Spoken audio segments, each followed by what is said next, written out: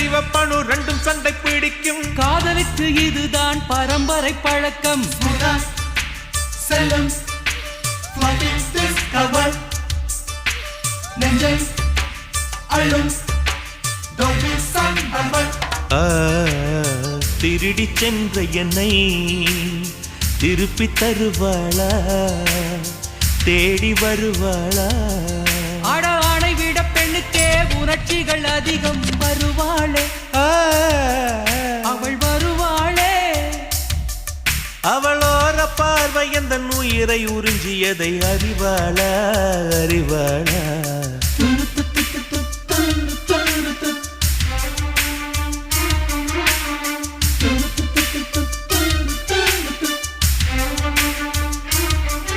அவள் வருவாள்.